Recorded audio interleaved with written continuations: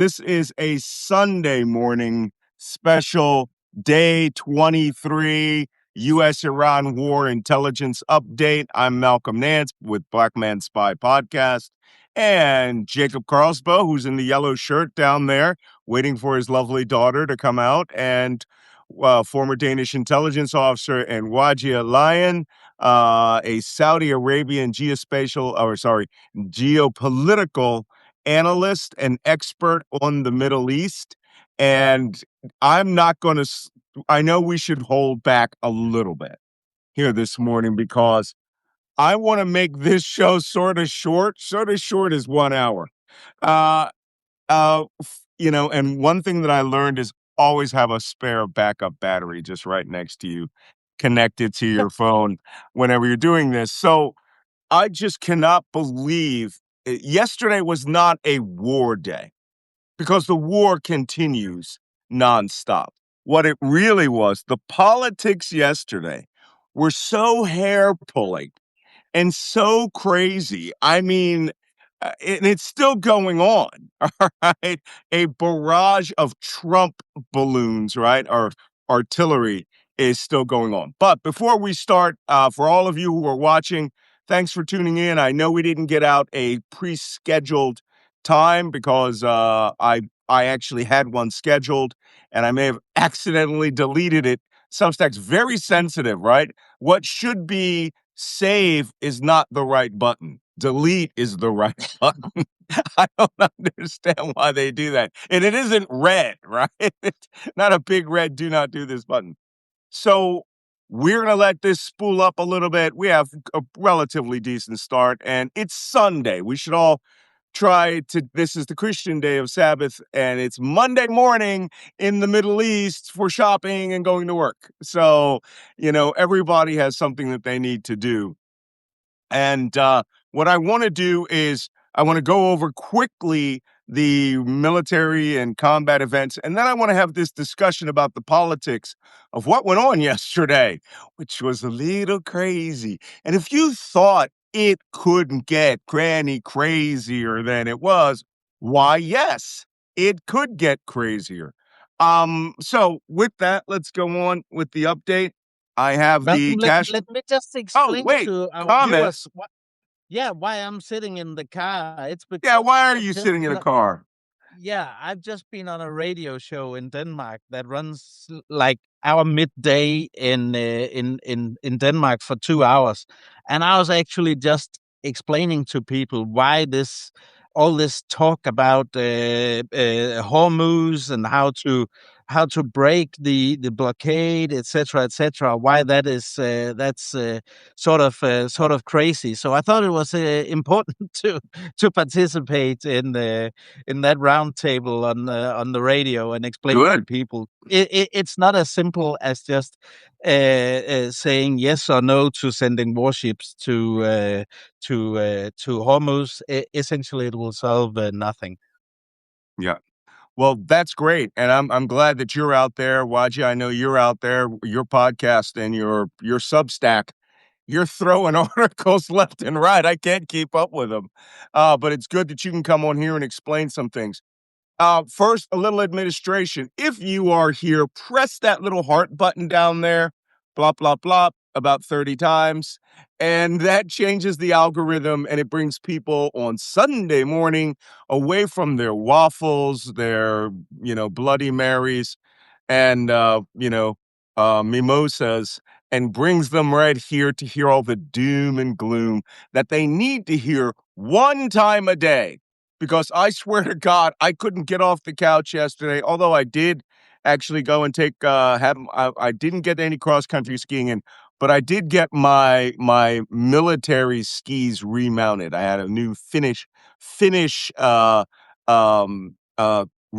mount put on. So that's good. And I did not, despite all the warnings that were being sent on the comments about me doing my 3 classes of snowboarding, the comments were like this: "Don't do it, Malcolm."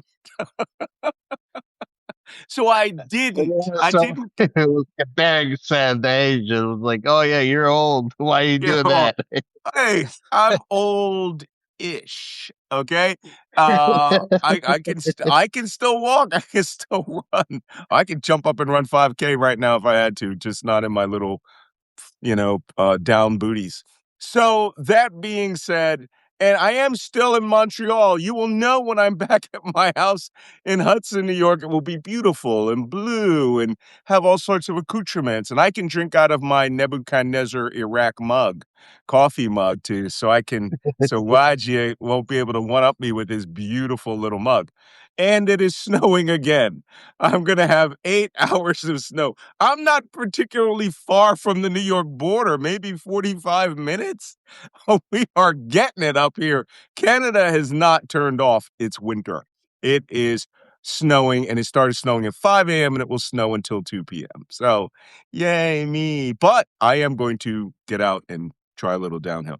So, all of this being said, in our winter wonderland, let's take a look at the world as it stands today. Oh, I don't even want to press the buttons. All right, let's go to the casualty board. The war continues, as you know.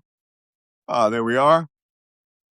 We are still at many of the numbers. The figures didn't change. The only figure that changed significantly was in Israel. There was a major attack in Israel that injured 175 people. Very early on, there were reports that 6 people died from this ballistic missile attack. Turns out that was incorrect. The most severely injured is a 12-year-old child who's in a critical care unit. But there are a lot of videos of that attack, and I'm going to show you some of them this morning. It was an Iranian ballistic missile, at least 3 of them. 2 of them hit urban areas, hit the town of Arad, and the other one hit the town of Dimona. And we're going to talk about that shortly.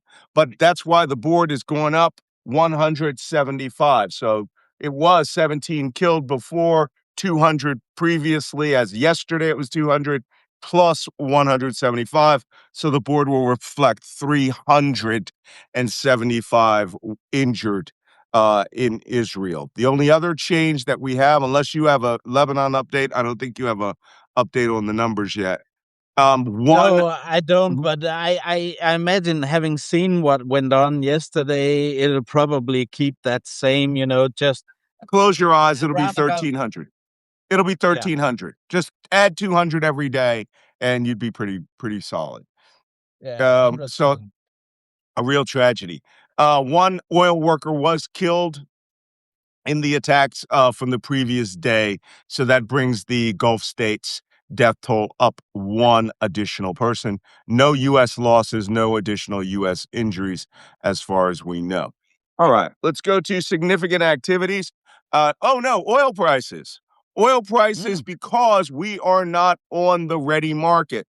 The market is not technically open. Today being Sunday, when it starts being Monday morning in Asia, we're going to start seeing how the markets are reacting to the warfare that's out there. Right now, West Texas Intermediate is at 98.23, same as yesterday, because the markets aren't open.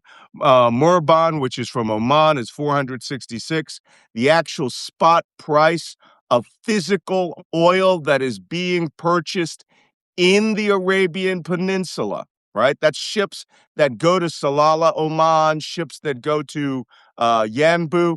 Any oil that is in barrels or able to be pumped is being sold for as high as $176 as of today, right? So the contract number is 98. The Brent North Sea crude is still the same, 112.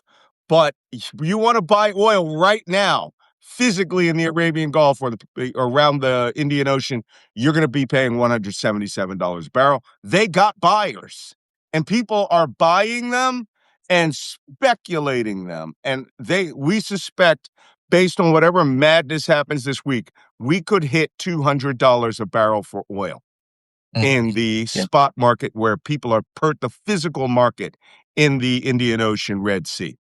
And that's because of the significant activities that are going on. You notice I'm just leaving off the charts now. I'm going to do the numbers. I have this hybrid complaint. about the PowerPoint. Some people love the PowerPoint. Others are like, we don't want PowerPoint. Just tell us what we have. So if I move my head, you can see it still says significant activities. Let's talk about the SIGACs as they have occurred here today. Yesterday's SIGACs were SIG. I mean, they were very significant. It started with 2 ballistic missiles striking in Israel, dead center Yeah. of these 2 towns. But it's where the towns were near that are most significant. The first town with the most casualties is Arad, which is, I'm going to show you now on the big board. We'll get the Google Earth. So we zoom back out. We're going to go over here to Israel. And we're going to zoom down into the Negev Desert. The Negev Desert is that area that is east of Beersheba. So if you're east of Gaza. Here we go. And you're going to see, 3 significant locations marked in blue markers.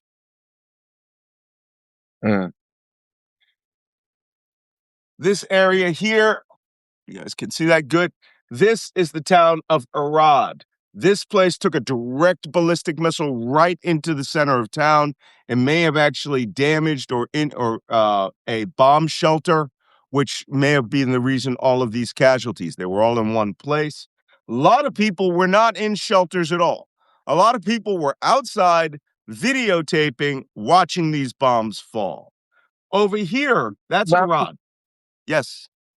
Malcolm, you talked about the significance of these towns yesterday. Could Yeah, I'm going you to talk about them remind right now. Sorry. Yeah. I'm just giving you a geography lesson. Here's Dimona town. That is the actual village of Dimona. It's 10 kilometers from this place, the Negev nuclear power plant, or the Negev nuclear complex research center. Arad is 20 kilometers to the north. Dimona is 10 kilometers to the west, right? And this is the complex where Israel has a nuclear reactors. Down here, I think it's the Shimon Peres Nuclear Research Center. And it's believed that up here in this complex, in these mountains, there may be an arsenal of atomic bombs. We don't know. Nobody knows. Those people who do know, I haven't been read out of the programs where I may or may not have known about what's there. But the point is, everyone knows since the 1970s, Israel was trying to acquire an atomic bomb. They may have acquired an atomic bomb in 1970, 71. They may even have tested it in South Africa, off of the coast of South Africa. I remember that. And they believe that there's an arsenal of 100 to 200 atomic bombs, either on military bases like Nevatim or inside this mountainous terrain cave complex. The Iranians were clearly sending a message. And it wasn't this, these weren't errant missiles. These weren't missiles that just flew off and missed their target. These missiles were aimed at those 2 towns. Because who lives in those 2 towns? Oh, besides the regular old folk who were out there, and out here in Dimona, there's a lot of, actually, believe it or not, Jews for Jesus, right? African Americans that moved there in the 1980s and formed the community there. Very interesting. But the workers for the nuclear research facility and the nuclear support centers that are around there. Let me have my coffee. And so Iran was sending a message. Jacob, what do you think that message was? Well, the message is we can strike these important areas, and our command and control, our C2 still works, and we are very deliberate in everything we do, and it's something we've talked about before. It is no coincidence where they are striking, where they're hitting, and yeah, it's to send those messages. Yeah, well, this is not a funny message. No. Quick little geography lesson for those who haven't seen it. This is Tel Aviv. This is Jerusalem. Down here's Hebron. Here's the Dead Sea. That's Jordan. And this is the Negev Desert down here.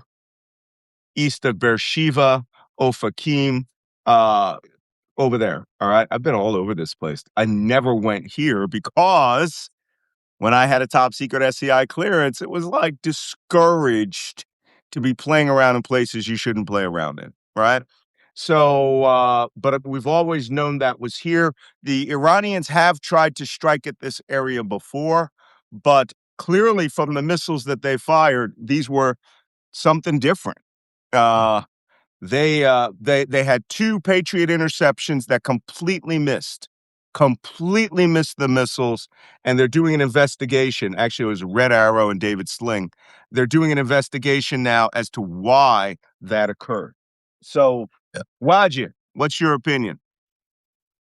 My opinion is that if they wanted to hit the nuclear reactor, they could have. And it was very obvious that they chose a few kilometers away. And it's very obvious it's a show of force. My point that I was going to make was regarding oil market actually before that, because Okay. Feel free. most people don't know the oil prices are quoted for future months because the vast majority of oil is traded in the future, not traded right now. Saudi Arabia has already been quoted $180 a barrel for April. Yikes. That ain't future. That's if you want to get that oil today, right? Mhm. Yeah. So that's that. If you're gonna start paying it today for April, you're gonna be paying $180 for April, basically, to get your oil in April. Yeah. That is in itself crazy. Okay, let's take a look at Good point. Uh-huh. Let's take a Good look point. at the video of the attacks yesterday. Completely unhealthy. Watching these missile strikes come in. And like I said, many people were outside at the time. They were not inside. Um, so I'm going to put that there. See if I can get the volume up. There you go. There. And so that you can understand what it looks like to have a missile intercept fail and the missile impact very close to you.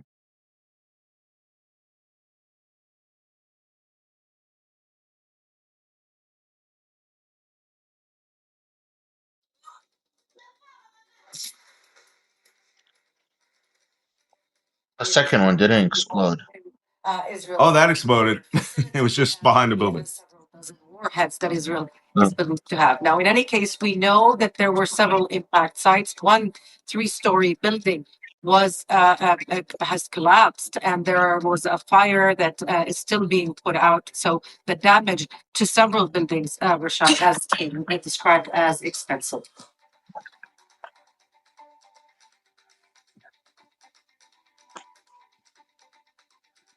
So that's Al Jazeera's analysis of it. They just compiled everything very well and put it into a neat package. But they're sending shots across the nuclear bows now. And, as Waji has said, it's very simple they could have moved that missile and targeted 10 kilometers to the right, and it would have hit with relative precision. And they have attacked at it before, but there were other intercepts. And the key thing is, why did the interceptors fail? Why did the Red Arrows fail? Why did the David Sling fail? And the Israelis have already started an investigation of that. But as of last count, it was 176-ish people injured, not killed, in the strikes on the two cities. So that's the significant act there. All right. War continues. The United States, on the other hand, struck a nuclear power plant. Not a nuclear power plant, but a nuclear research facility and a weapons storage dump in Mashhad, Iran. And some of these things, it's like, we don't have anything to do. Let's just get down there and do things and make them awful. Here's the Mashhad attack. All that is bomb explosion debris in the air. And you'll see more hits. But what they're doing is they're blowing up a Air Force weapons storage bunker with a B-52 or a B-1 bomber, and they're just dropping hundreds of bombs on this facility. And There goes one now. Look at that. This is in Iran. it's in northwestern Iran. Yeah. But it's Was that almost like delivered by a B-52 or B-52 or a B-1, probably a B-1, because a B-1 is now flying at high altitude and dropping iron bombs, right? 2,000-pound JDAM bombs. So that is about standard of what's going on. Most of the attacks the U.S. are doing now are on the coastal area because someone has finally figured out that maybe the Strait of Hormuz should be open. And these are things which I personally, based on my experience, 10 years back and forth steaming, doing combat operations in the Gulf, and then 10 years living in the United Arab Emirates, I would have thought they would have had a group detached doing this starting, I don't know, day 1, day 22. Like, oh yeah, we just figured out what's going on. Maybe we shouldn't. Okay, let's talk about the other significant activities. That's it for combat operations. But also very important to just say that the strike at Dimona, that area in Israel, came, a little after Natanz was struck by the U.S. So there's no coincidence in this. It was clear messaging after and the don't forget, Natanz attack. There may have been a bomb delivered at an anti-aircraft unit near Bushehr nuclear power plant 2 days ago. So no one is confirming that. I mean, I find that very funny. It's almost like people do not want to let this genie out of the bottle. But now that's different. They are going and killing. Their intent was to kill civilians in the support structure of the people who live near or work at that nuclear power plant or nuclear research facility, right? And we just keep moving closer. Things could get out of hand. I was on Mario Nawafal doing a personal interview with him for about an hour on this yesterday. And we really shouldn't want to be moving in any direction near nuclear power plants. That's now you're getting crazy. And if there were anybody in the organizations that I worked in that thought, oh yeah, let's take a look at hitting the pumping station or just cracking the dome a little, I'd be beating your ass. I mean, this is not funny, No. Yeah. I pulled a short tour on a National Nuclear Command Center, and where they teach you and show you all the horrible things atomic bombs will do, or even worse, just the release of radiation, Chernobyl style, out into the world. And if you damage these things, we could have Fukushima. For those of you who don't remember, the Japanese nuclear power plants popping off like corks 10 years ago. We don't want whole sections of Japan are unlivable. So perhaps not go here. But the Iranians were clearly sending a message back. We can get to you. All right. And we don't know whether these are Fatah hypersonic missiles or not, or if the Khorramshahr 4 has a maneuvering warhead that as it comes down from space and the interceptors come up to meet that point in geometry, that the missile doesn't have a little booster that bursts and moves it to the right and then bursts and moves it back to the correct course. That's called a independently retargetable vehicle, right? That ain't good because it means they have the ability to defeat air defense systems. And it's believed that their newest version, the Fatah hypersonic missile, is really fast, but I don't think we've actually seen that yet. But how many times over the last 3 weeks have we said that the U.S. is underestimating the opponent? Oh my God! I wrote a Substack. I wrote And an article about that this yesterday, is and this everybody is was another coming at example. us. This is another example of precisely that. Yeah, Wajia, what do you say? I was just agreeing with everyone by raising my hand, but if you're giving me a chance to say, Yeah. anytime we see a hit on an energy facility or a gas facility or a water, that is what we call an extreme escalation. Yeah. That you're literally asking for and like escalating the next side. And the crazy thing is that there are 39 energy sites have been, there has been 39 attacks across 39 energy sites that have been attacked across 9 countries just in the last, what, 2 weeks? Yeah. So, I mean, this is the point is that there's been a level of that the Iranians have brought this economic war up. We know, but Yeah. as opposed to being very dramatic about it, like hitting every major oil field up there, they've been very incremental. Yeah. And Mhm. believe me, people get mad at me when I say that the Iranians are playing smart ball here, right? When I say that they are thinking, adaptive, creative enemy, or if you want to use the word enemy, opponent, who is, they have goals and objectives. They've been waiting 49 years. They likely have an actual playbook, right? Yeah. Which has been proved by the Ayatollah Khamenei, and now the new supreme leader, Mujtaba Khamenei.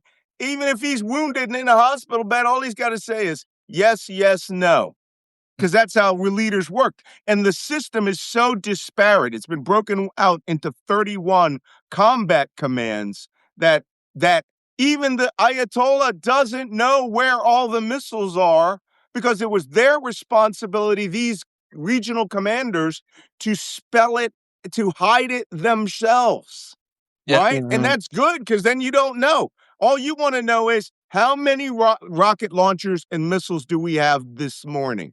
And they'll say 1007, Sheikh. And he'll go, okay, I would really like to make a demonstration at the Dimona nuclear power plant. But don't hit the plant, hit the town. Or the planners will come back and say, tell you what, why don't we hit Arad and Dimona, right? And all the sheikh has to say, all the supreme leader has to say is, yes. He can say Yeah. that from a hospital bed. He can say that in a stupor.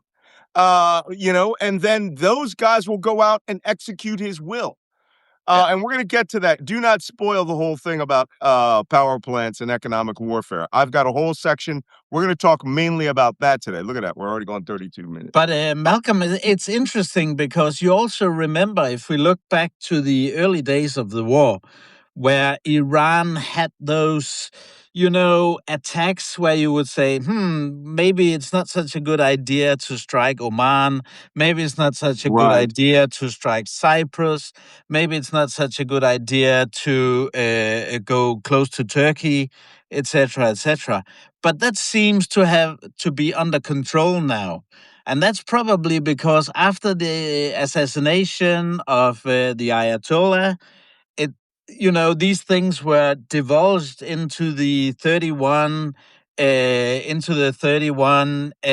different districts, and then they just went ballistic, and now they are getting the structure back together again. I suspect it's something like that, because we see it being much more deliberate, much more precise, and much more in tune with what would be the strategic interest in all Yeah. this. Yeah, you're absolutely right. And they are thinking. And again, my problem is I got a lot of people out there. I know if you're watching this, then you want to have facts presented to you. Somebody yesterday was like, "You're a cheerleader for the United States, or you're a cheerleader for Israel, or you hate America and you love Iran." My job is to give it to you straight. Yeah. Our job is to tell you the facts, and you just gonna have to deal with them. Okay? Because if you want cheerleading, go find Pete Hegseth. If you want somebody rah-rahing for Iran, there's whole groups there on on Twitter, which are like pro Shah on one side and pro Ayatollah on the other side. Go over there, because if you want to know what's happening and what is going to happen on the basis of an enormous amount of experience in this room, then come here. We're not political pundits here. We're intelligence professionals or geopolitical analysts, and we don't have I'm getting up at 3 a.m. to lie to you and to rah-rah cheerlead for Donald Trump. Trust me, I'm not, okay? I won't get up for that. So let's move on. I want to move on. The combat operations, we have nothing significant to report other than the United States continues combat operations across the Iranian sphere. So does the Israelis. But more importantly, the economic war that is happening right now is the real war. I really think that we are leaving the kinetic warfare stage of this war, and that every military operation, as von Clausewitz says, right? War is politics by other means, right? So we are now moving into every military move that is made is designed not to vanquish the enemy and reduce its combat power, but to alleviate the economic warfare situation. So Marines are no longer lethal combat troops storming the beach to kill people. They are there to relieve, they're like a relief valve to the global economy. Crazy, but that's how they're viewing it, because everything that's happening now is about freeing up oil, natural gas, saving the Gulf states. And with that, a ship has finally entered the Strait of Hormuz. Not depart, entered the Strait of Hormuz. The name of it is the Giacometti. As you can see here, it came over from Karachi, Pakistan. Ah, yes. It They got transited the over there. easy pass. It transited over there probably with naval escort. Remember, they have an escort little group out there. Went into the SOH and immediately avoided the traffic separation scheme. And it followed what I'm calling the EPSS, not the TSS. The TSS is the normal traffic separation scheme where you just enter the Strait of Hormuz. This is the EZPSS, right? The Easy Pass separation scheme. The carpool lane. Yeah, this is definitely, no, this is Easy Pass lane. Okay. And they're coming in, they go north to Larak Island. They stay to the east of Larak Island. They go between Larak and Hormuz Island, turn left, come through Larak and Kashem, as we've shown before. I will put that image up the other day, and then was authorized to continue down towards Dubai and then going to the northern Persian Gulf. Now, where do you think they're going to? His ship is empty. Which island? It's going to Kaarsbo Island. Don't forget, if the oil is on the ship, it's not sanctioned. So Pakistan's going to go get them some non-sanctioned oil. Thank you, Donald Trump. By the way, we did a calculation the other day of, I know this is madness. We did a calculation the other day of that 760,000 barrels of, or gallons of, it's barrels of oil that's being transshipped to Cuba at the spot rate, not at the WTI rate. And that came out to $170 million for Russia by humping that oil over there. Anybody who's bringing oil out is making bank, right? And these guys have the Easy Pass. I swear to God, I will draft up an Easy Pass logo for this show. You've been saying that for more than a week. It's going to be a Rev Guard guy with his shoes off in a beach chair with rocket launchers and drones, right? And it's going to be a big toll booth thing, and as the ship goes through, it'll say IRGC Easy Pass lane. Yes, exactly. Because that's literally what it's turned into. They're not going through the traffic separation scheme. They're going through the Easy Pass separation scheme. Yeah. right? Yikes.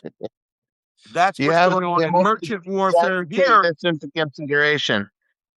What's that? The interesting thing is that Pakistan and Saudi Arabia has a very strong military alliance, a defense alliance where Pakistan is obligated in putting her troops on the ground and protecting Saudi Arabia. And guess what? They have ignored that treaty, Yeah. and particularly for one reason, and one reason only, is gas. I believe it's a strategic defense treaty. And it's really about, Pakistan putting them under their nuclear umbrella. Because believe me, if Saudi Arabia invaded, the first question you're going to have to ask yourself is, how's Pakistan going to get over there to help you? They're going to get on boats and go out to Oman and come all the way to the Red Sea. They're going to fly from Karachi and Islamabad and Rawalpindi and fly into Saudi bases. And then, those guys, I've been there. Okay, I've seen Pakistani troops in Saudi Arabia. I've worked with the Saudi armed forces. I've worked with Pakistanis in other states. First thing they're going to do, I'm not joking, they fly in with their rifles and their gear in flip-flops. Not joking. Not joking. And the next thing you know, they want their lunch. Yeah. They want to have their lunch. So the next thing they do, they're all laying down on the edge of the runway. I came in through Jeddah, Saudi Arabia, through the naval base. I came off an aircraft carrier there. And they want their lunch. They demand their lunch. It's like an obligation to them. They get their lunch, and then they'll start thinking about having a tea and a coffee and talking about whatever it is that we're here for. So I don't think the Pakistanis want to get into that. I think they want to keep their economy afloat. And they already have a lot of trouble with Afghanistan because they think Afghanistan is the Taliban are aligning with India. So, the enemy of my enemy is my friend. So, But you can see how Saudi Arabia is feeling very betrayed by Pakistan, right? Yep.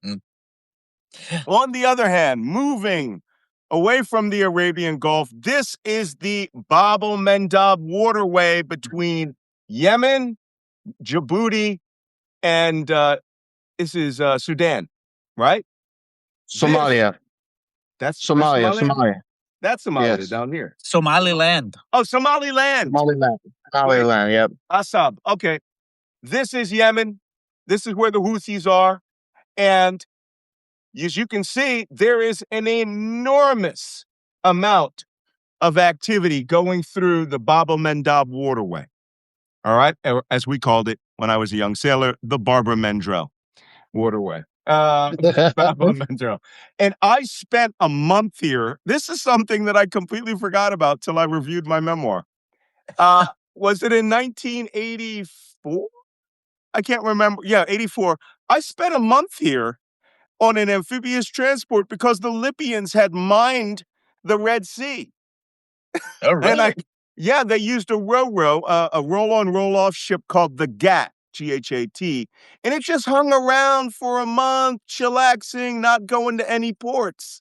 And then suddenly ships started hitting mines, sophisticated bottom mines. And the way that we found out about this was we went and chased the GAT. The GAT came out, went back to Tripoli. But 5 of the people on the crew were associated with the Libyan Special Forces underwater warfare school west of Tripoli. And I was like, and so they found that the chief diver was listed as like a seaman on the roster of that ship when it transited the Suez Canal. So the Red Sea has been mined also. But the biggest threat is that these guys, the Yemenis, the Houthis, come out and now enter this war, which I personally, I am fully assured that people say, don't speak in absolutes, Malcolm. I have to speak in absolutes here because I have seen their strategies. The Yemenis have been told, don't do nothing. Okay? Mhm. They've had a year to stockpile weapons, equipment, and resources. We had to cut off an entire aircraft carrier and a NATO battle group down there to reach parity. Trump pretty much reached the ceasefire with the Yemenis, right? on the promise that they wouldn't attack any more ships. They made their point. They were bombarding Israel every day.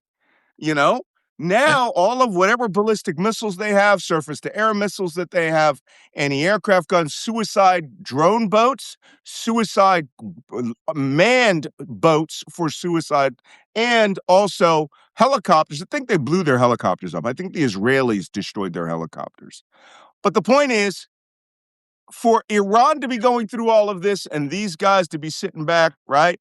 As we say in dialect, Sharab Shahi wa Kalam Abahi, right? Drinking tea and good talk. These That's a guys, Libyan you know they're saying. waiting. It's Libyan, right? Yeah, yeah, that's Libyan. It's Libyan, I know. So these guys are just waiting for orders from the supreme leader. And Yeah. when it happens, it will be, that is like, I think that's still 10 steps away. Yeah. I think the Yemenis are going to go, we'll just sit here and wait. Yes. Waji. I think that this is what a lot of people don't know about the Yemeni Houthis in particular. For the last few years, Houthis, the Iranian proxy in Yemen, became a state. And because they became a state, they were going to Russia, they were going to other countries Right. on behalf of Iran, and they were getting trained. They were getting knowledge on how to become submarine divers. They were getting training on how to become actual fighters. And my opinion is that they are being saved for like secret missions or like small missions and Bab al Mandab. One of the things, the most important things that pass by Bab al Mandab is only 1,500 feet down, and it is the internet fiber Cable. optic. If you cut that, the world gets disrupted and the world's internet gets disrupted. So I think No. that they're saving them for maybe something like that. Jacob, what do you think? Yeah, I think for the IRGC, it's important to have, further tools they can activate, further measures where they can escalate the situation, and that's why the Houthis have been held back, because that can be the next play. So that's what we've talked about before on this show. So unfortunately, I don't think it's realistic to say, as some have done, that the Houthis have and Yemen have preferred to stay out of this. I think that's a theoretical and academic analysis that is not realistic. I think, okay, my assessment is that the Iranians are saving them. Yeah. And it's like, how can I put it? Yeah. It's they have a red line in their heads in Iran that they have gamed out forever. And if the United States jumps on Karg Island and suddenly decides to blow up all 5 of their pumping stations, most people don't realize it. Their alternate pumping station for Karg Island is in Jask. It's on the Indian Ocean, and we haven't struck those facilities. It's not as big as Karg Island, but Jask, which is just outside of Eastern Strait of Hormuz, you don't even need the easy pass to go to that place. And that's the ultimate double fingers up to Donald Trump. Because if Trump were to blast all the islands in the Strait of Hormuz and Karg Island, there's another place that the Chinese and Indian and Pakistani ships will go to. And the Iranians would be daring Trump to blast Jask oil pumping facility. They got 5: Siri Island, Larak, Siri, Bushir. I know where the other 2 are. Oh, not just Siri. Might be Quiche. But anyway, they got alternate places for those ships to go. And as you see, the Easy Pass works both ways, right? You can come in empty, right? And they don't touch you because you paid up. Your pass is, you filled up your Easy Pass roster. And then as you can go up to Carg Island, and once you fill up at Carg Island, Donald Trump says you're good to go. No one will bother you, right? No one's going to seize that ship. They're not sanctioned anymore. Iranian oil on ships is not sanctioned. It's a $14 billion gift he gave to them. But this, on the other hand, I'm going to tell you my theory. If Trump invades or destroys Carg Island, right? And the Iranians suddenly realize that they're going to lose 90% of their facility, their pumping. And Netanyahu, I'm sorry, I've been around. Netanyahu is pushing Trump into destroying oil facilities, right? Because he doesn't care what happens to Iran. He wants Iran turned into Somalia. He wants it disabled as a country and a people in hopes that there'll be a revolution. So blowing up nuclear power plants and blowing up all these things. And here's what's even funnier for those of you who are going to come and go, "Oh, you're just a Zionist hater." No, I'm not a big fan of Netanyahu. I'm a big fan of the people of Israel. I'm a fan of Israel.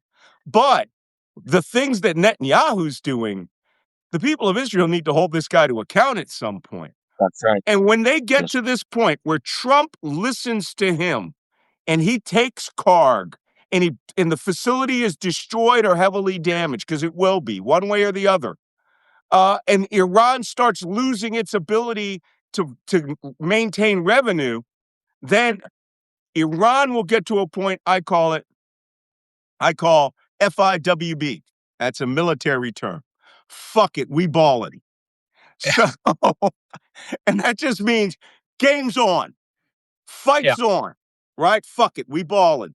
And that will be, you will see missiles you didn't think existed hitting everything around the Gulf. And we're going to talk about where they are, because Donald Trump made a stupid statement yesterday, and we're on the clock. Another one for that. And that's when you see them say, all they got to do is get on the Radio Tehran, and broadcast 5 times, "Ya Hussein, Ya Hussein, Ya Hussein, Ya Hussein, Ya Hussein." Normally it's 3 times. 5 times will be a public go signal to blast everything and every fucking body in the Red Sea. Do it now, take it out. Right? Yeah. And then suddenly the Red Sea is on fire.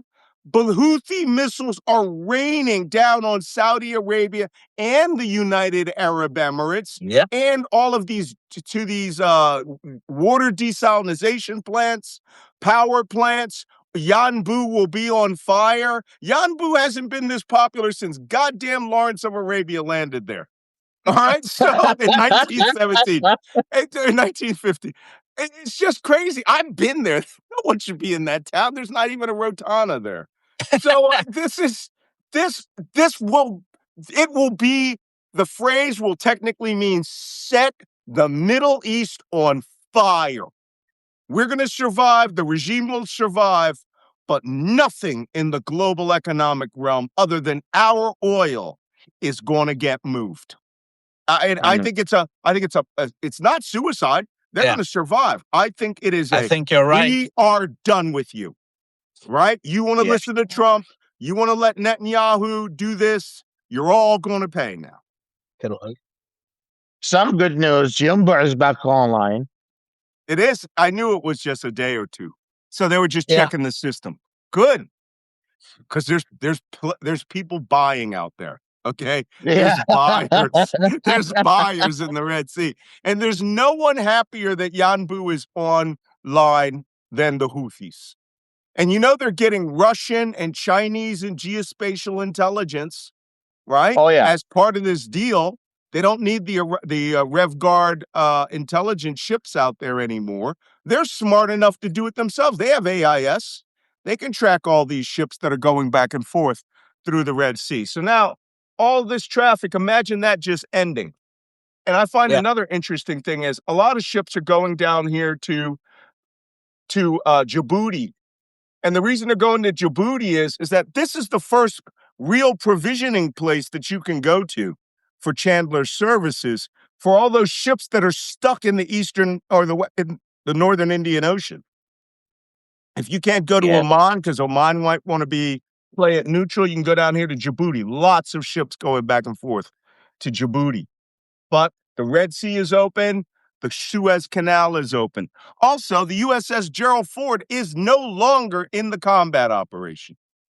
It has left. It is transiting the Suez Canal because of its fire in the laundry and its backed up toilets and frustrated sailors. It is headed to Suda Bay, Greece, on the island of Crete, which is very nice, actually. Isn't it Especially, there yet? I don't think it's arrived yet. It should be. I think Okay. it's just transiting the Suez Canal. So Okay. the But Houthis, that's this they're is they're also late. why that statement that you brought up, Malcolm, from last night from Donald Trump is so insane because, with Yanbu coming online, the first thing that the Iranians and the Houthis will do if something happens with targeting of Iranian energy infrastructure, bang, Yanbu's Yeah, offline. Yanbu will go up in flames. And they won't Yeah, just hit the pumping station. I think the Yemenis have enough drones. I mean, they've got thousands of drones. They will yeah, just take that pipeline apart like it was never built, right? In the yeah, middle of the desert between Riyadh and Jubail, that pipeline will just everywhere where they have those suctioning stations, that help pump it on further. They're in the middle of nowhere. And there aren't Saudi. I know who the Saudi soldiers are because I've been with them too. These guys would be sitting up there in a Hilux or a Toyota Troopy, their They're like socks off. let's sacrifice the Americans before we sacrifice ourselves. That's for sure. But they'll be sitting there with their little blankets outside and their socks off, right? Making themselves a little Arabian coffee. And the next thing you know, they'll be like, what's that noise? yeah. Boom! Boom. It's Shahed drone fired from Yemen because they think the war is to the east. And when it Yeah. comes from the west, they're not even, it's going to blindside them. All right, that's horrible. Let's move on. Now that we've analyzed Yemen, here is the ship traffic going through the Iranian Easy Pass separation scheme. As you can see, you go up here, you come down here. One ship went through this way, and I don't think that it's a real ship. I think it's a dhow. But these are all tracked. All the ships on Easy Pass go this way, and they all avoid this because it may be mined. Yeah. The dhows, shallower draft, they're there. But look, I can't believe someone said there are 35,000 ships in the Persian Gulf. I don't believe that number. I recall at the beginning of this war, it was somewhere in the 250 to 300 range west of the traffic separation scheme. East of it, Yeah. total waiting around the Mediterranean, around the world, yeah, I can believe that these ships, there's probably 3,500 that cascading down are supposed to do that, but not buying that. But the Iranians are selling easy passes, so you can get one. And what's amazing is I see all these analysts in the last 24 hours like, Iran apparently has put in some type of toll system. Y'all should have been watching this show 2 weeks ago, Yeah. okay? Yeah, exactly. We've been hammering about multi-pass, easy pass for the last two years. Multi-pass allows you to go to Karg Island, all right? Easy pass just gets you through the easy pass separation scheme. All right, so that's that. I've got a whole bunch of other things. In news of deployments, it is almost confirmed that the 82nd Airborne Division has been put on alert, and it's yeah. It's being reported in every major news outlet in the United States because, as I said when we were talking about Greenland, everybody who's getting that order is calling their mom and going, yo, moms, I got to get my desert camouflage uniforms out. I'm on alert for war with Iran, yo. And their mothers go, oh, my God, I got to call your aunt. And then it starts trafficking around. If you haven't been to Fayetteville, North Carolina, first off, there's at least 6 major strip clubs, but there are 2 really big ones. And, there's a lot of childcare support that has to be paid off before guys go. So they're going there and they're getting those direct deposits all set up, and for combat deployment. And this video was made by somebody. It's got some funny music, but this is what the 82nd does.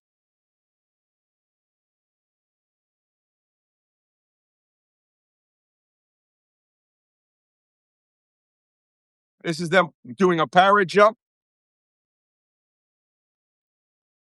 The fact that they're jumping, that means that like what? Like a good portion of them could be injured by landing? Yeah. Well, first off, let's talk. We talked about Carg Island.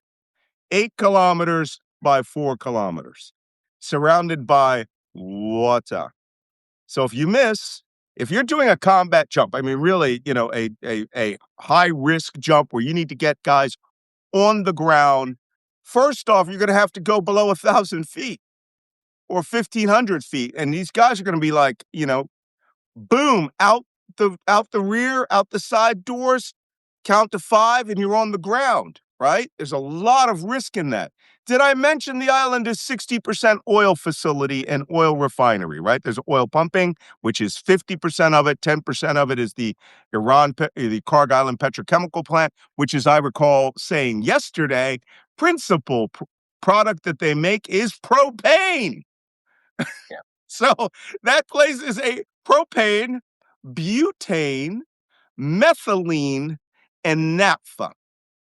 And if that place blows up and the oil storage bunkering there creates a major conflagration, which if I were Iran at first shot, that I see that this is confirmed. They're coming. They're doing parrot jumps. They are jumping on that island. The IRGC commander should have that place rigged and remoted, right? So that all it requires is somebody, because if you're in the town, somebody sitting in a shisha bar, just hitting that mobile phone button or hitting a button from Tehran that does secure communications to a detonator, and you blow that refinery. Because people are like, why would Iran blow up their own refinery? You're taking it. Well, they don't own it anymore, right? If you take it, yeah, they could turn off the valves coming from the mainland, but why would they gift that to you? They're going to have to rebuild it anyway because combat that's coming, like drones and torpedo boats and rockets and artillery, it's coming. So if I were Iran and the Americans are there, I want to have something that is a strategic trade-off. You take Carg Island, I am going to show a spectacular video of American airborne troops who have been burned to death while they jump into that island. Right? Yeah. The value of that exceeds the value of Carg Island. And people say, well, why would they do that? That would just escalate everything. Escalate? You do that, you better be watching your back because Yemen will start attacking everywhere. And Iran will start attacking anywhere. Carg Island is a tripwire. Look, the Strait of Hormuz you can't close the Strait of Hormuz. So long as one man exists, he still has a boat and he can blow up an inflatable buoy and go out into the ocean and put that lead weights on that buoy, and people think that that's a mine line. It's closed, right? So, but Carg Island, now I use these African American colloquialisms that my younger brother Robert would have used. Now you fucking with their money. That's right. It's one thing. It's one thing to take a couple of dollars off of them here and there, but now you're in their wallet, and Yeah. it's time to bring out the guns, bring out the gats, and go do business. Oh, Someone the other It's day was like, shitty. It's the same shitty takes about, why mine the Strait of Hormuz? It's because people don't understand that the Iranian regime is in survival mode, and they'll go to any length, right. and they'll just make it hell for the U.S. in any way, shape, or form, and people have to understand that. They could even leave Carg Exactly. Island as. Oh, go ahead. I was about to agree exactly with Jacob. I was about to say exactly the same thing. Iran is fighting a life and death situation. They don't care about the environmental impact. They don't care about the financial impact. All they Well, care about is surviving this war. look, I disagree with that on one point. This is Okay. not a life and death survival situation for Iran. They've won on that point. They are not being displaced. The government's not collapsing. It's a question now of how much pain they can suffer economically and then how much they can make the world suffer to get the United States off their back. And if Trump is going to do one of his bullshit Trump things, we're going to take their oil. We're taking the island. We'll own it. That's when the world will look at Iran and go, you going to let that happen or you going to fight? And if Iran lets it happen, if I were Iran, you have two options here. Mine the ever living shit out of it right now and make it really clear, right? Barbed wire by the hundreds of miles. Look, there's only like 2 kilometers by 1.5 kilometers that's empty, right? Where the anti-aircraft missiles and anti-aircraft guns were. Bring over a gabillion rolls of barbed wire and say every place that you would have to walk through and jump into is now wired. Oh, and we mined it, right? Even if you're burying rocks, okay? For every 4 rocks, bury a real mine. And from space or from the drones, it's going to look like you're mining that place. Use strategic deception, but it doesn't matter. The Iranians could let you have it for a week. And then suddenly you wake up, right, one morning and 400 drones are smashing into your ass. Every piece of artillery would be that night. Everybody in their little Renault or their little Peugeot 305s are towing a piece of artillery. Every pickup truck has been added a grad rocket, and they all come to the coast, and it's just like whoosh, whoosh, whoosh. Not healthy. Now you've got Kaarsbo, which was a battle in Vietnam in which the Marines were holding an airstrip and fully surrounded all sides by the North Vietnamese. And all they did was pound them day and night, day and night. Every aircraft that landed, boom, blew up. It was just, it's considered a victory for the Marines for surviving it. But we lost, or not just, Kaarsbo was Marine battle. The Iranians could give us a waterborne Kaarsbo. So why? There's no strategic objective America has that benefits us in doing that. If you want to destroy Iran's ability to make money off of it, take 1 Reaper drone, put 6 missiles into the pumping station, and break the pumps, or set it afire right now. And then you've met the same objective without dead U.S. service members. I don't get it. No, but I mean, when you look at the post last night threatening the Iranian energy infrastructure, it's these miscalculations and that whole lack of understanding of your opponent that leads Trump more into the abyss. Okay. I've been saying for 3 weeks now. If when he's in a hole, he keeps digging. And So speaking of that quote, here it is. All right, let's read it in Trump's voice. This was the thing that set the entire world on fire last night. This Truth Social post from Donald Trump. I'm going to read it in Trump style, so where it's capitals, I'll shout. If Iran doesn't fully open without threat the Strait of Hormuz within 48 hours from this exact point in time, the United States of America will hit and obliterate their various power plants, starting with the biggest one first. Thank you for your attention to this matter, President Donald. Iran responded. I read it wrong. President Donald J. Trump, because it was in all caps. Okay, this was put out last night at 6:44 p.m. Eastern Time, which means that tonight, chance that the Iranians will, will say, okay, he's threatening us, So we'll open the Strait of Hormuz. There's zero chance. Zero chance. No, Look, they're not going to open it up. you can't come into the camel souk and expect to be buying camels from guys that have been selling them their whole lives and tell them what the price is. They're going to tell you what the price is. So the Iranians, not being stupid, decided they can make some threats of their own. First one, I'm going to play you a video. I'm going to show you a photograph that they made showing. This is the tweet that they put out in response to that. If you read it, it says, "Say goodbye to electricity." And they said, if we are hit, if he goes through with this and hits Iran's biggest power plant, by the way, which only represents about 3% of Iran's electrical grid. Their electrical grid is decentralized, but I think what he's saying is they will start blowing up all of their power plants.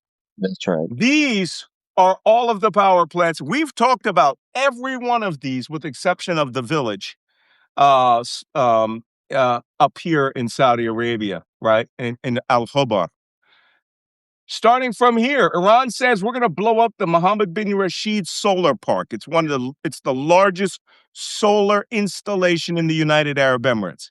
If you use one of those Khorramshahr 4 ballistic missiles with cluster bombs, you're talking about getting rid of like $100 million in solar panels. And it will immediately go offline. That's smart. Down here, Jebel Ali. I have pointed this facility out to you before. It's important for you to know where this is because Jebel Ali power plant complex is huge. It's not just a power plant. It's a power plant complex with a water desalinization plant. So essentially, they are threatening to not only cut off the power, cut off the water. So That's also connected to one of the largest ports that the UAE has. Yeah. It's Jebel Ali Port, and that's what we're going to look at right now. We're going to fly there on our magic carpet. It has a container port over there. You can see this. I'll get this out of the way. This is the container port, Jebel Ali Container Port Complex, next to the Palm, Jebel Ali. When they built the first palm, I was like, okay, that's enough. Then they built another palm north of Dubai, and I was like, okay, you guys are getting out of hand. And then they go, let's build a palm in Jebel Ali. Yeah, okay. This is the container port over here. Back here, this is the harboring. This is the bunkering area for the fuel. And this area going all the way up here, I got to keep going out because it's so big when you see it from the highway, all the way from Jebel Ali Port, all the way up here. This is Jumeirah Beach residence. That's the end of Jumeirah Beach. That is all power plant and water desalinization. It's enormous when you see it. You know what? Why am I playing games? Let's see it from the road. See it the way I would see it when I'm driving on the E11 going to Dubai. So let's take a look at it from the road, right? What does it look like off to the side? We're going to go up the highway a little bit. If you see all those smokestacks up there, that's the power plants. Actually, I'm going to go up a little further. Oof. Okay, I'm just going to move my little character further up so that you can see is how awful that can get. A little further. The best part is there's lots of good coffee houses out there. Yeah. Shisha coffee house. The gas stations are world class, right? ADNOC. If you see all these smokestacks here, all of those smokestacks there are the power plants that supply all the power to Dubai. Right? I mean, It is just unhealthy how big that complex is. The worst part is when I first went there in 1980, I don't know, 84, 85, this was called the desert. There was nothing here. And now, when I went back in 2003, at the beginning of the Iraq War, it was, there you go. Now I think, woof, what the hey is that? How did I'm in the Ibn Battuta Mall, baby. One of my favorite malls in the world. That is a great mall. Uh, you got to go there. It shows the whole history of the explorer Ibn Battuta, and each mall is designed in the Islamic style of whichever region he went to. Here we go. So this is the Jebel Ali complex back off there. You see all the power lines, everything there, fuel bunkering. This place gets hit. They hit the container ports, but they didn't hit this, right? You make this go into flames, Dubai has no power, none. Rerouting it would take forever.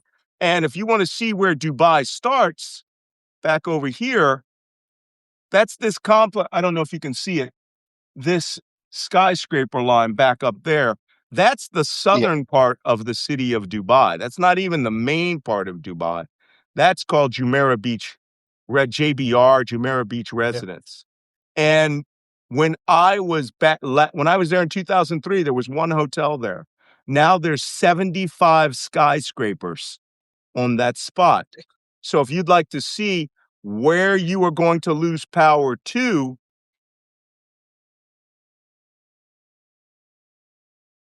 it's this entire region back here. Whoop, we're looking at it the wrong way. It's really a region, a section of this, a city that is going to lose power. I can't, you know what? I'm burning through time, so. But if you haven't been to Dubai and you haven't seen this, you really are missing something, because it's a wonder of the world. When I got there in 2006, they had signage for the 75 skyscrapers that are here that you really can't see. You'd have to do it from outside, but I'm not going to keep going, driving Google Earth all over Dubai. That's just the south side of Dubai. And there were times in my life, just in the last 20 years, there was nothing there. Now there's millions of residents there. They've got the metro that comes all the way through the city. So that's what they're threatening. And here's what Iran, back to this, what they're going to threaten. So that's Jebel Ali power plant. Coming over here to Qatar, the Al Hul South gas power plant, they're saying they're going to level the other 14 liquid natural gas processors at Ras Laffan. They're going to set it on fire. Here, that's not in Kuwait. This is Saudi Arabia. Why do they say these are not part of Kuwait? That's in Saudi Arabia. Azur South, Azur North, and Sharqiya Energy Park. That's in Kuwait. That's up there. In Saudi Arabia, this is called the Village. I love that name. It's where Khobar Towers is. It's in Al Khobar. Huge complex north of Dammam, Saudi Arabia. And then over here, the Ras Tanura, huge natural gas power and liquid power plant. Iran says, you hit us, which everybody set your clocks. 6:44 p.m. Eastern time on Monday evening. Right? And that's how many hours ahead? 6 hours. So about midnight, 1 a.m. Tuesday. That's the deadline that Trump has said. If the Strait of Hormuz is not opened up by Iran without any conditions, we're gonna destroy all of your power plants. And Iran is like, see all those? That's what's going to happen to you. And I have a bad feeling that that's just the east coast of Saudi Arabia. I think at that point, is just the East Coast, if the Houthis come in both feet, right? And the curb stomping begins. So, Why'd get me out of this? I lived in one of the largest energy plants in Saudi Arabia for 2 years. My father was a very high executive in the only electric company in Saudi Arabia. Mhm. And it's very, very explosive. They use oil, and you only need to hit one of those oil tanks to disrupt uh the whole situation. Did you know that Iran revealed its like official 6 point end game like negotiation? No, wasn't that Trump's? Trump has asked No, for. Iran came up with their own. Well, I know Yeah. that the one I saw was Trump's proposal, which everyone is smashing now on the internet because it is exactly what Barack Obama signed with the Iranians. Actually, let's see if I No. can see that. I just wanted to point this out real quick. This is the energy flow out of the Strait of Hormuz and where it goes, right? The biggest one, of course, South Korea is Mhm. not just liquid natural gas, but also helium for chip processing.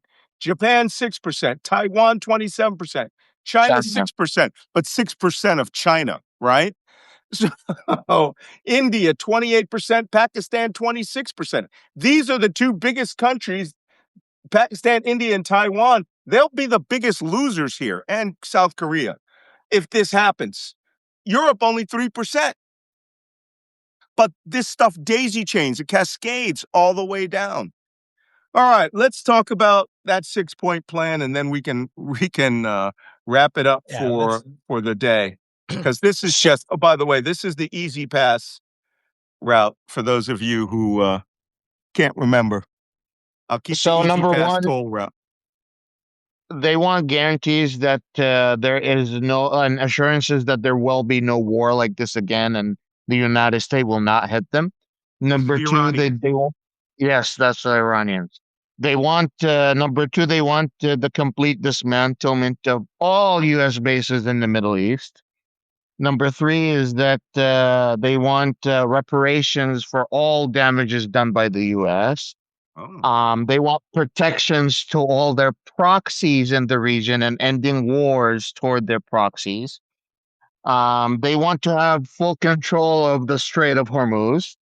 And last but not least, they want to hand over of individuals running the hostile media operations against Iran. What, Tucker Carlson? Does he want Fox News to turn themselves in? No, you know what? Maybe he's talking about who's the press secretary? Kayleigh Oh Ma- my God. I put her out of my Caroline Levitt. I put it out of my mind. I mean, that would be the point man of that. Or he's saying he wants control of Truth Social. That's a pretty absolutist list. I'm pretty sure they're not getting any of that. But you got to say, No. we But offered you what it something. tells you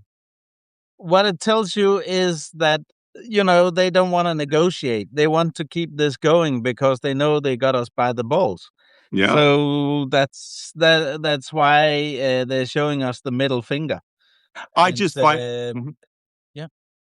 I find it fascinating that Trump actually thinks these people will listen to him. Somebody, some analyst the other day said Trump actually thought it would be 3-5 days, a week of bombing, and the Iranians would just capitulate like Venezuela. And it's like, what the, you know, it's Persia. What book What do did you you think? read? You better bring Alexander the Great, or the Moguls need to return and Mongolian. wash over that country by sword before you can start talking smack like that. All right? It ain't happening. Crazy. No. You guys want to go on the questions? That's the big stuff. Yep. What is no kings? We yeah, Oh, I have well, to go now. All right. Welcome everyone. But I'll be back. Oh, wait. I'll be back tomorrow. There's some questions for you. What's up? Jacob, please talk about the countries who want to help Hormuz, especially Denmark, who seems to think we're going into Hormuz No. and join the battle, or is it just Danish media? Yeah. No, yeah, it's just Danish media. That's why I was on this radio program Okay. explaining that that people are overexcited about this, because in the end it's going to mean absolutely nothing. Okay. There are no European countries that want to join in this war, and if you send naval assets to do this, to open the strait by force, you're going to be part of the war. So Okay. it's not going to happen. Okay, that was from Cecile Norregard. Bonnie Lemberger asked, where does Denmark get its oil? North Sea? Well, we get a lot. I think a lot from the Norwegians, etc. But the thing is, I mean, it's a global market, so it doesn't really matter that much, because once 20%, regardless of where it's going, is off the market, it raises it raises the prices anyway, just like Okay. the Americans are experiencing, although they produce their own oil. So I see. yeah. Okay. Well, That doesn't thank matter you. that much. Appreciate you reporting from your car. My best regards to your daughter. See, thanks, thanks. See you All right. tomorrow. See you tomorrow. See you, my friend. Okay. See you. Wajia, you can help me answer these questions then. No worries. Okay. Oh. Norma Hunt says if I'm going to do skiing, stay on the bunny hills. She doesn't want me to get hurt, I guess. Believe me, I'm just practicing my up and down with the skins on my ski touring. KK asked, do you anticipate strikes in Egypt? No. Egypt's not even in this game. Nothing is going on with Egypt. I think they're trying desperately to stay out of this. What do you think? Also, I don't know if it's one of the really, really high-end missiles that could reach Egypt. So, like, even if Iran wants to hit Egypt, it would be like a very high investment for them. Yeah, Let's say well, that. it does nothing for Iran. You waste a missile. No, And no. their Purim Shah can go as far as Paris. So And why bother? and Egypt is currently passing messages between Iran and the United States.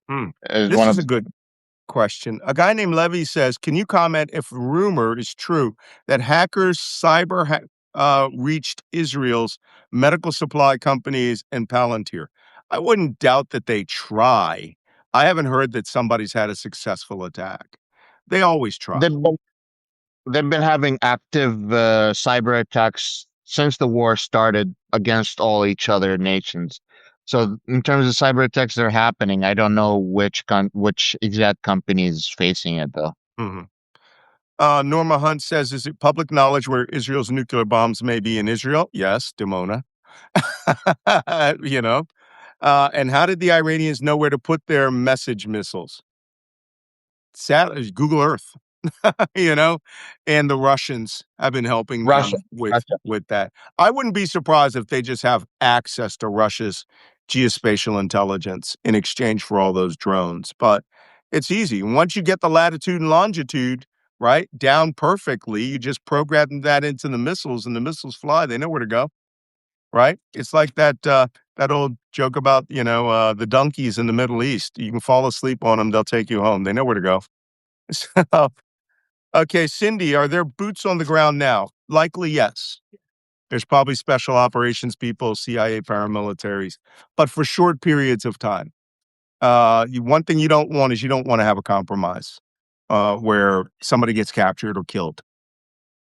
But that's just guessing. They're not going to tell us that unless it happens. Pamela Burns says, do you think Iran will wait until the Marines arrive to crack a dome? I guess they have to crack a dome. I think she's talking about beating on somebody. No, I think Iran is waiting. Iran is playing a very savvy political and economic game here. And they are not doing the leaps like I thought they would do. They are really baby stepping their way through just to ease the pressure up so that you have a little bit of time to think about how bad it's going to get if they keep going further.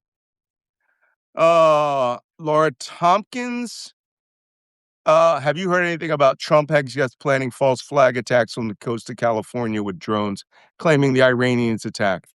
That's so hard to do, false flag attacks, where people will believe them, especially if the conspiracy theories come true, right? I mean, and first you'd have to say, well, how did the Iranians get there? You failed at your day job? Where's, Kash Patel in all of this? So people don't want to get caught up in that. Yeah. Somebody says, Diane K says, why don't you just send ICE agents to Iran? For what? They're gonna waddle over there. First thing they do is they start a line at a kebab stand. These guys, Jesus, bunch of amateurs, those guys. Somebody said, Urban Hermit. This guy I spoke about yesterday. FYI, one of the two previously laid up roll-on, roll-off ships used to transport heavy equipment to support the MEU sailed last night from Portsmouth, Virginia, probably headed to Morehead City to load up. Ooh, I'm going to look that up. That's an intelligence indicator to bring more armor equipment. Problem is that ship also has to get through the Strait of Hormuz, but you never know. That sounds like somebody's finally doing some planning. Janet at Adante says, what do you guys think about the new Donald Trump threat? Oh, we just talked about that. Uncle Mark, I'm not going to read that comment, Uncle Mark. You're naughty. Please, something about a pine cone. Rusty. Rusty? How does a rusty pine cone? Anyway, Lisa, could you comment on Shabaka Pereira's article on what the U.S. Virginia-class fast attack subs already over there could do with their Tomahawks? Yeah, one of our subs just chopped into the theater. That's salty Navy talk for arrived. It has cruise missiles, and the British Astute-class submarine has just arrived into the region. That's just 10 or 20 more Tomahawks. Nothing more than we could do right now with a carrier air wing. It tells me you're low on Tomahawks. So you used one torpedo, but you're going to get a chance to use some Tomahawks. Preparing for the next phase. Carol Law says, do you think Trump will pull all support of Ukraine if Putin says he will stop providing intelligence? He already has. The United States provides nothing to Ukraine right now. Believe it or not, if you look at the charts, it goes like this with Joe Biden. It goes to zero this year. Right now, the Ukraine GCC relationship is going strong. Yeah, and that's going to backfire on Russia. All that Russian equipment. Here's what I think they'll do. The Gulf states, like the UAE, Zelensky already asked Qatar for the 12 Mirage 2000s they operate because they've already upgraded to a new aircraft. And he said, yeah, we'll do all this drone defense for you. We'll give you all these drones and 200 Iraqi army pilots that are now shooting down drones. We want all 12 of your Mirage 2000s. We will fly them out of there right now. And that's it. Like, you're balling, man. This guy's playing. The United Arab Emirates, I'd say, hey, you have a bunch of Russian BMPs and all those armored personnel carriers you found out in the Yemen war suck. Why don't you just give them all to us? And we'll protect your air defense from drones. Why not? Already spent. YJS Susan has a question for you. She says, Gulf countries stay with Trump, or will they realize this is spiraling too much and constrain Trump or align with Iran? Gulf nations like to think that they could control Trump, but they're realizing that their controlling of Trump is not real, and they are seriously reconsidering the American GCC relationship. And the US GCC relationship goes for decades, all the way to President Roosevelt, and even before President Roosevelt. And King Abdulaziz and President Roosevelt met in USS Quincy, and they had very important conversations and established very strong relationships. And that relationship was based on, we provide you oil, you provide us protection, we have an amazing economy, we have an amazing, prosper world. Well, Trump proved all of that wrong. Mm-hmm. That's also the birth of Aramco, Arab American Oil Company. That's right. Yeah. All right, that's it for the questions we have today. I said we were going to go short. We went a half hour over, and this is the slow day. So I don't know where I thought 30 minutes was going to happen. Listen, now it's Sunday. Take the day off. Do not go and doom scroll through Twitter and all these other things. It is our job to doom scroll for you. Okay. That's right. I am trying to arrange some things.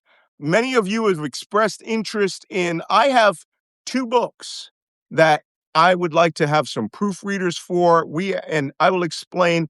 We actually have an upper tier class of Malcolm Nance supporters that's being revamped where we do face-to-faces in real life. I come to New York City and meet with people, have coffees and, double espressos.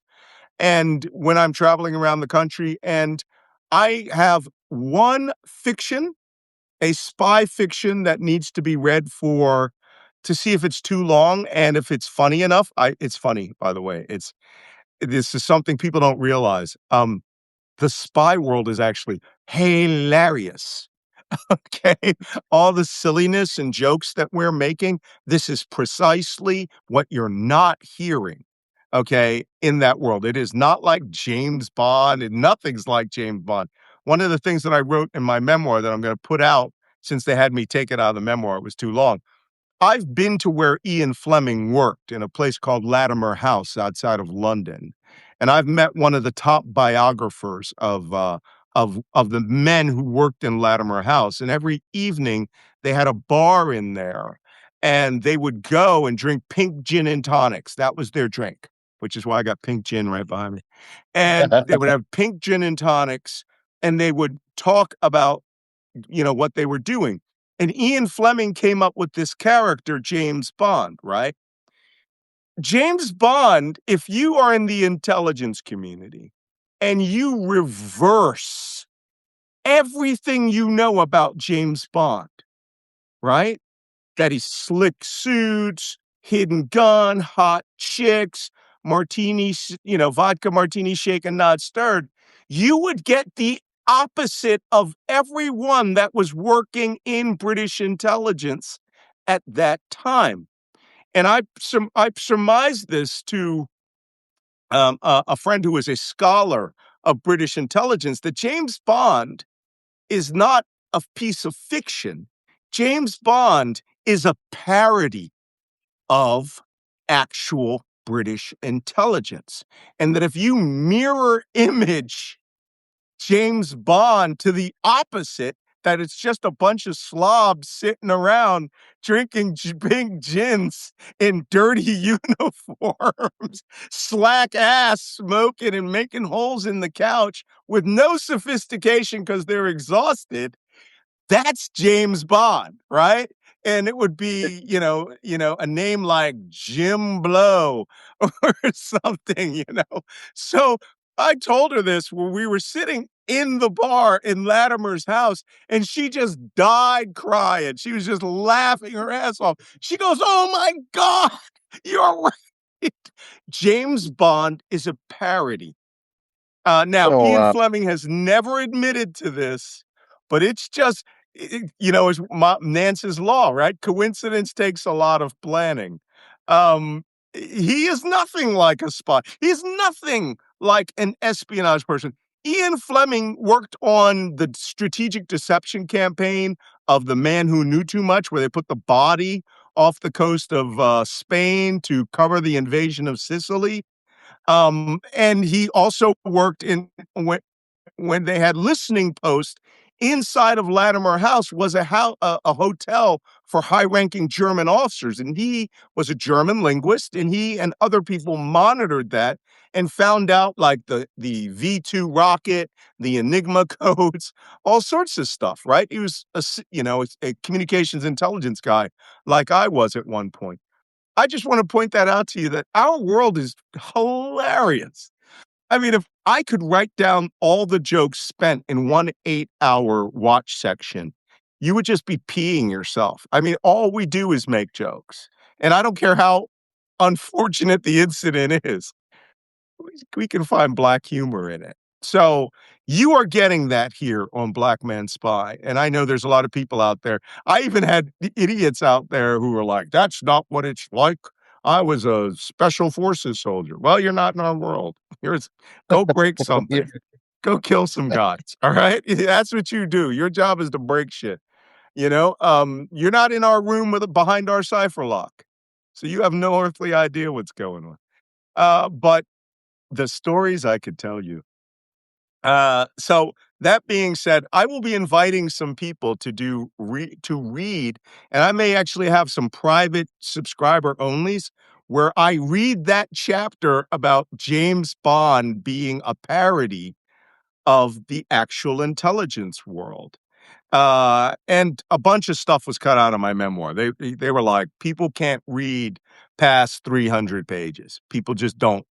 And I'm like, "Are you kidding me? It's 177,000 words." And they were like, "We're going to 120 and maybe 100." And I'm like, that's like 20 stories."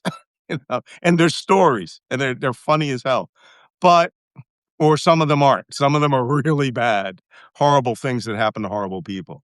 So that's what we're going to be doing. We'll be inviting you to some of that. We still have our paid subscriber only videos. Those videos are up on Substack. If you missed the one about small boats and or mining and about the escalatory steps the Rev Guard will be taking. They are now up on Substack and only paid subscribers can see them.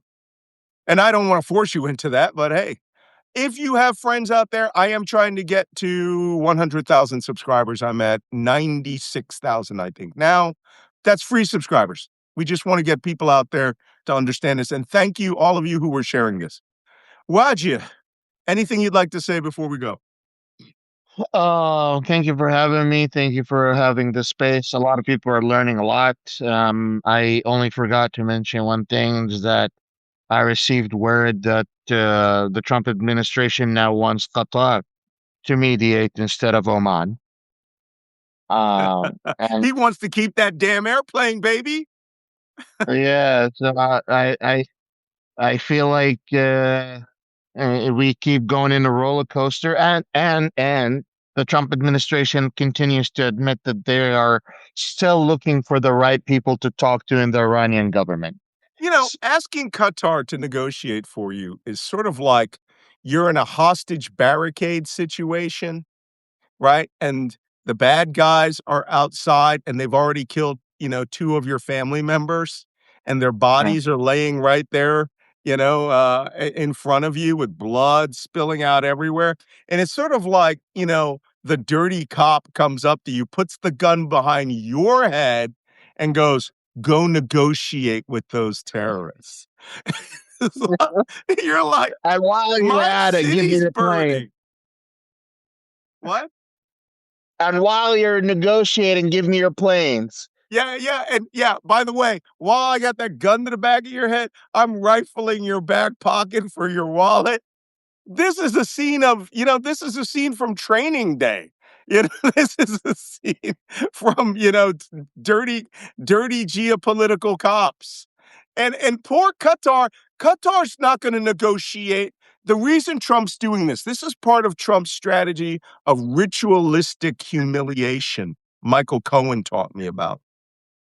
He always takes someone that has already compromised themselves and puts them in a position where they must defend him and sacrifice all of their honor and their ethics.